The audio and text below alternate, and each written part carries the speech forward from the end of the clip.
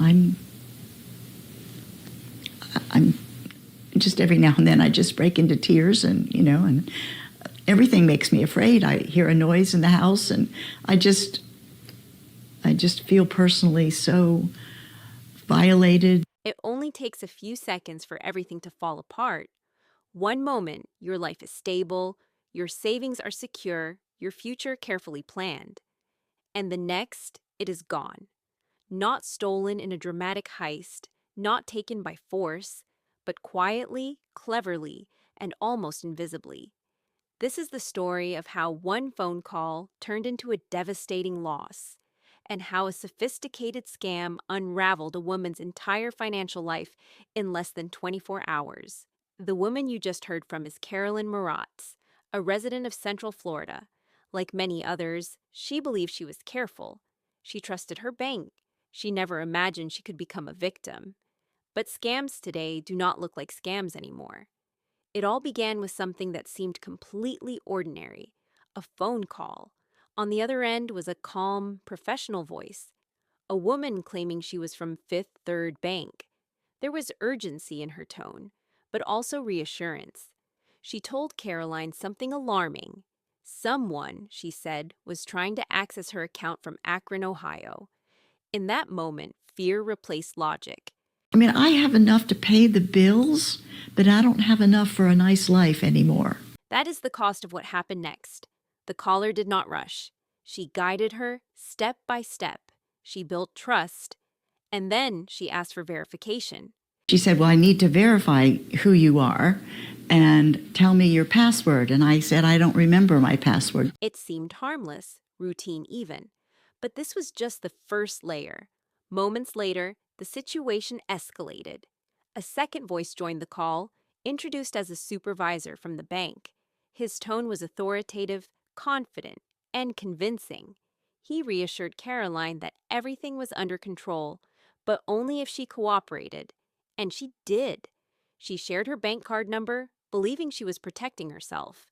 But the trap was tightening. The supervisor then revealed something even more shocking, something designed to completely overwhelm her. He claimed there was an internal investigation. He said federal agencies, the FBI and the FDIC, were already involved. Suddenly, this was not just about her account anymore. This felt bigger, official, serious. And then came the final layer. She was transferred again, this time to someone claiming to be an FBI agent. The voice was firm, professional, and unquestionable. To make it even more convincing, they sent her an official-looking message outlining the so-called investigation. At this point, everything felt real, because everything looked real. Experts say this is exactly how modern scams succeed. They do not rely on one lie. They build an entire reality around you. Sophisticated teams will use multiple people. They feel if they use more than one person and they put the person on hold, that adds to their legitimacy. And that legitimacy is what breaks people, because once trust is established, the victim stops questioning. They start cooperating. In Caroline's case, the scammers convinced her she was not just a victim. She was part of an operation. They told her she needed to help them catch corrupt employees inside the bank. It felt like she was doing the right thing, helping authorities, protecting her money, but in reality, she was being guided step by step into losing everything. They instructed her to wire money, a large amount, more than $135,000. The reason? She was told it was part of a setup, disguised as buying a business, a necessary move for the investigation. And she believed them because by then, they had complete control of the narrative. Cases like this are no longer rare.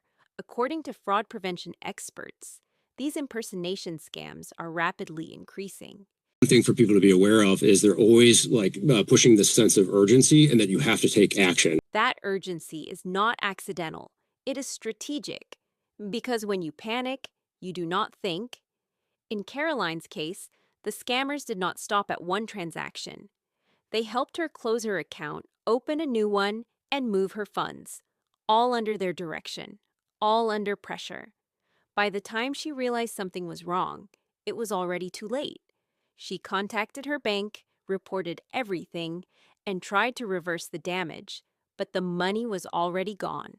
moved, disappeared, almost impossible to trace. And what remained was not just financial loss, it was emotional devastation. I'm